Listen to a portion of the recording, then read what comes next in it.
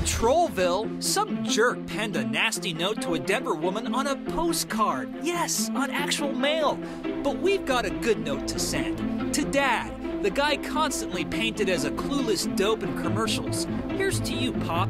You're golden, like this 16-karat jacket. The blazer, blazing hot like a Phoenix forecast or a burrito loaded with hot sauce. But let's not overheat. Cannonball into this 60-year-old Denver pool. Things are about to get cool next. Real bullets, real explosions. Boulder County SWAT went to an actual elementary school this week and practiced every parent's worst nightmare: the need for law enforcement to rush into a school because of an active situation. Fire in the hole! Fire in the hole! Fire in the hole!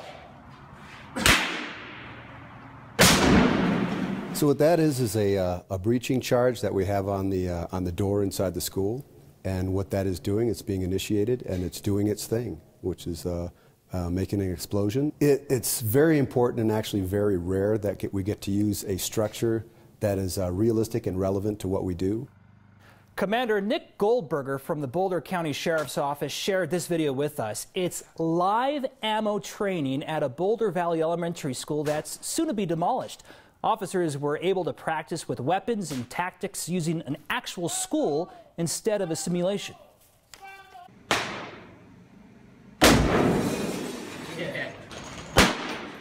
What happens is we want to see how our smoke grenades work in that environment. And one of our concerns is if we turn on our flashlights for the smoke, it's kind of like a snowstorm with the big flakes. If you have your lights on, you can't see, you're blinded. So we're testing the equipment that we have to see which is best, if we have that environment, and how to go through it the most efficient way. And don't worry, that school, Douglas Elementary, is not going to see students anymore. It's actually getting demolished and replaced on the same site with a new school. Our next question comes from Bruce, who's curious about PIF money he used to get charged at Colorado Mills Mall. PIF stands for Public Improvement Fee. Bruce wants to know, why isn't the city helping the mall reopen and foot some of the costs to get them to open? Okay, Bruce seems piffed off. Here's the deal with how the fee works. For every $10 you spend at Colorado Mills, about a penny and a half goes into the PIF cash bucket. So where does that money go? We checked with the city of Lakewood, and it goes to sidewalks, parking, sewage systems, roads inside the mall footprint, an outdoor public plaza, and storm management systems. The money is not designed to be used for anything else. It's not like an insurance fund. Remember, the mall is privately owned. The city tells us it's trying to be as responsive as possible when giving permits and inspections for repairs. And now you know. We're hearing a lot from people this weekend about this weekend's Light Festival, the festival with floating lanterns that's not going to happen. If you bought a ticket, don't bother going. Instead, ask for a refund. The reason? Organizers blame the venue for going bankrupt. The event says it's still trying to plan the festival at a later date. The middle of the road, moderates, people who stand between the left and right. What would happen if neither Republicans or Democrats controlled the Colorado State House? A group called the Centrist Project wants to find out. And no, that's not the name of some sort of hipster band. This scenario actually happened in Alaska when moderates teamed up and dominated. Now, this national group wants to make that happen here in Colorado next year. So first, we're looking for independents with integrity, people who have good character, who believe in the power of public service to make a positive difference in people's lives. Second, we're looking for people who are aligned with our centrist principles. Broadly speaking, folks who believe in both fiscal and environmental responsibility, people who believe in social tolerance, but economic growth too. Sort of taking the best ideas from both sides. That's what it means to be a centrist.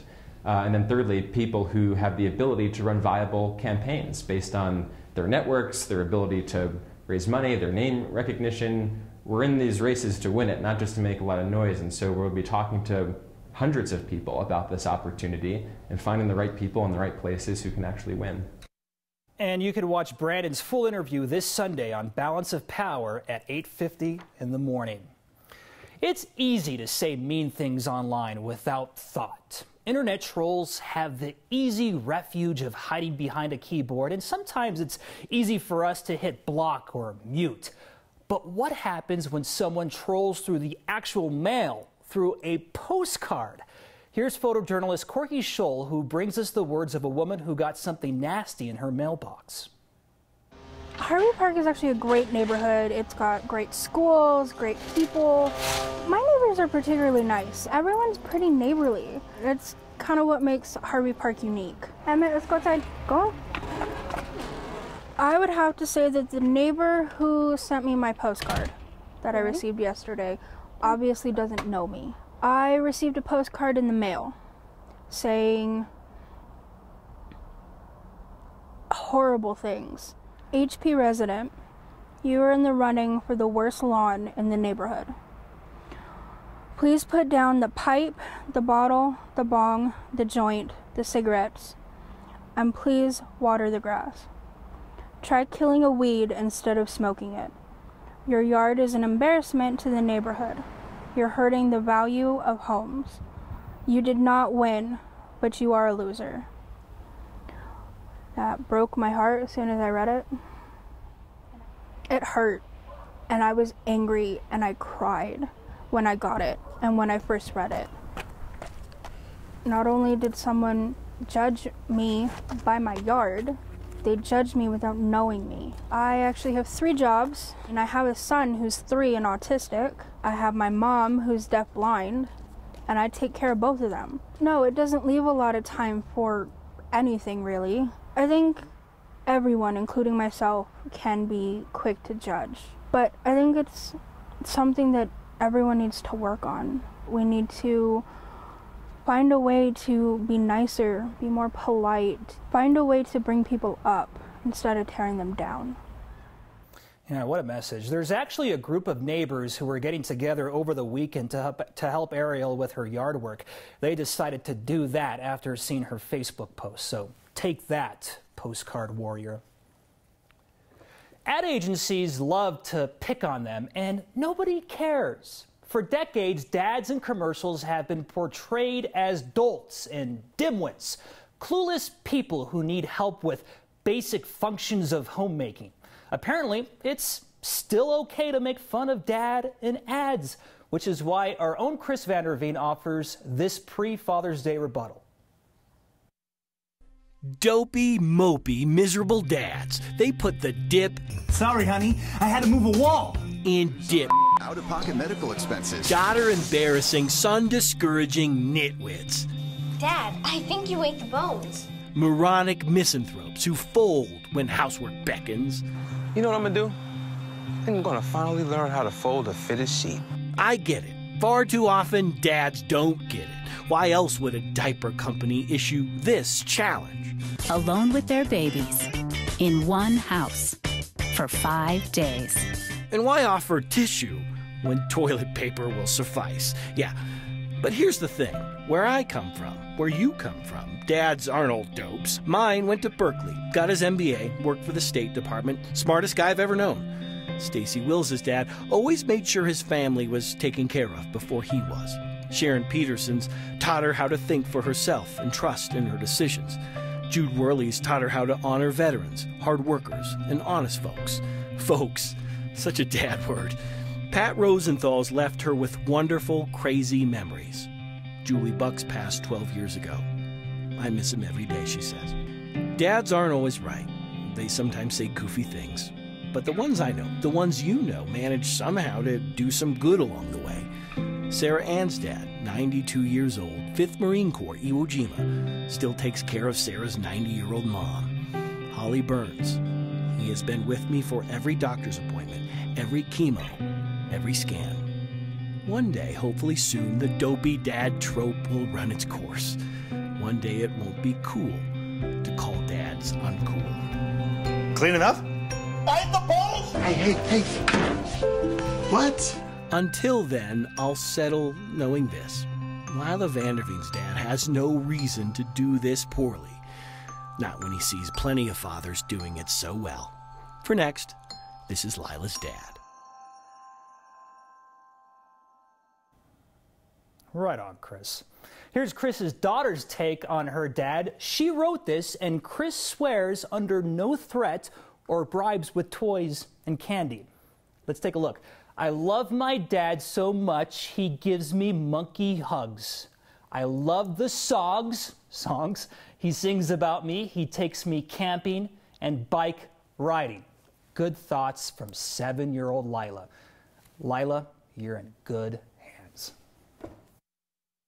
A big leak in Congress. Don't worry, we're talking about the park. In Denver, the pool, it's finally been fixed. And a hidden museum on Denver's 16th Street Mall. It was just immediately felt like I was stepping into another world. It didn't feel like walking into just another gallery, another museum. And your feedback about Kyle's jacket from last night. It's gold.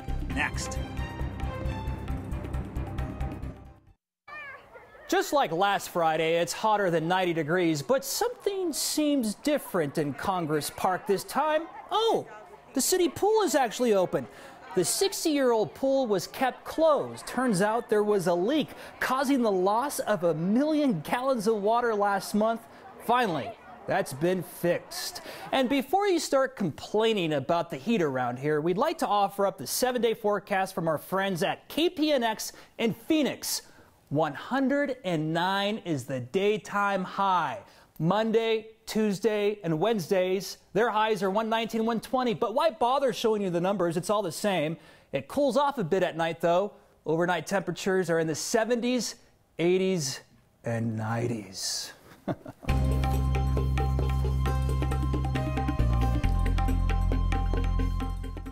Jeremy, it's a good thing you're not prone to exaggeration with all those fire emojis on the screen. The best investigative journalist I know you are. And you know what? Not much to investigate in the weather this evening. It is quiet. We have a weak front coming in tomorrow that will cool us off. But our high today, 95, tying a record for the day. It set back in 1906. We look for highs in the mid-80s this time of year, and that's where we're headed tomorrow. But the heat is on in southeastern Colorado this afternoon. Triple-digit high temperatures there.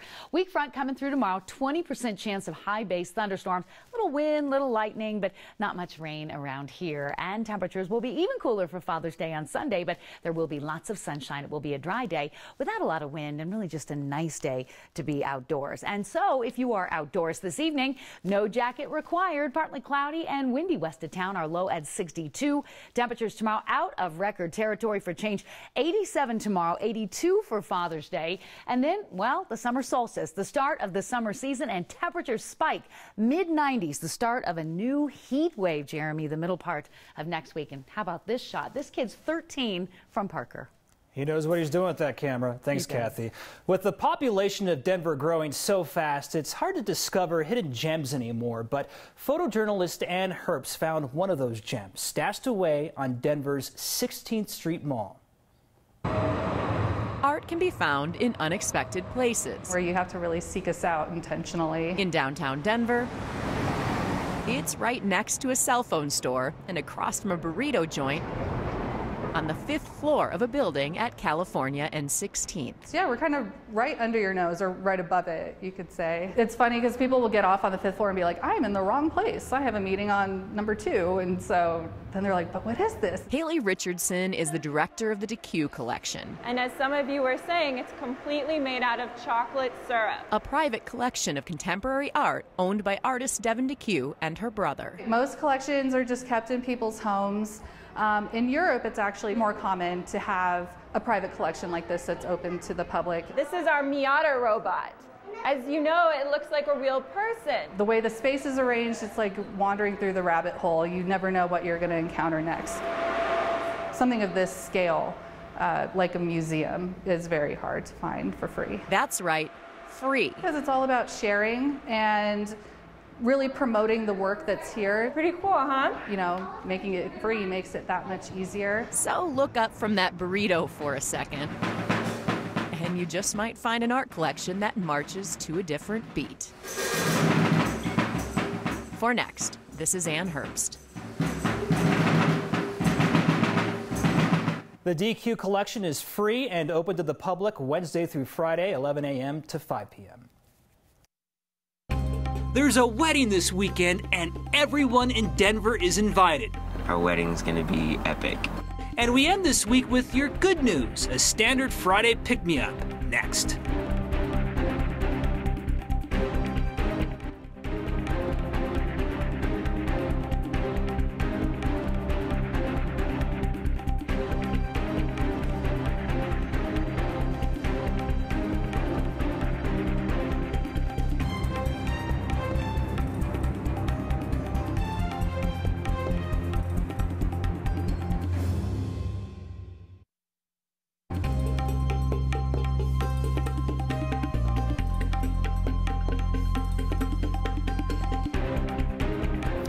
It's fair to say it's going to be the biggest wedding in Denver this weekend. Thousands of people will be there as the walk down the aisle happens. Actually, it's not an aisle, but a road.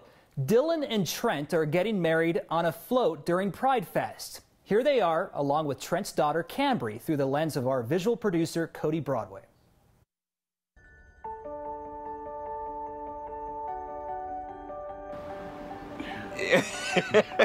I don't think I can say this on TV. He dyed his hair and posted it on Snapchat, and I commented on it, and we've never stopped talking since. Everything. My life. I'm giving them all my love, so hardly ever see a couple like us. Yeah, and having the support of my family, even the ones that are flying in from Michigan and whatnot, it definitely means a lot to me that they're here. There's so many other people, gay people, that don't have the support of their families, and we're lucky. We're just lucky enough to have that. My family is my number one, so it means everything to me. If you don't support your kids for who they are, then you're teaching them to hide who they are, and that should never be the case. Be who you are and go for it. Right. Don't hold back. Like, no regrets. Denver's Pride Fest takes place tomorrow and Sunday in Civic Center Park. The parade is Sunday. It starts at 9:30 in the morning at Cheeseman Park and then ends up at Civic Center Park. It's a sign for dog lovers and, well, dogs. Free dog sticks. Lisa Williams spotted this one right next to the Yampa River bike path. In case you don't know, your dog wants to carry a stick on a walk down the path. This state loves its dogs. I love my dog. If you have a sign that catches your eyes, send it to us. Use the hashtag HeyNext or email next@9news.com. And we end the work week the way we do every week, with your good news. Next.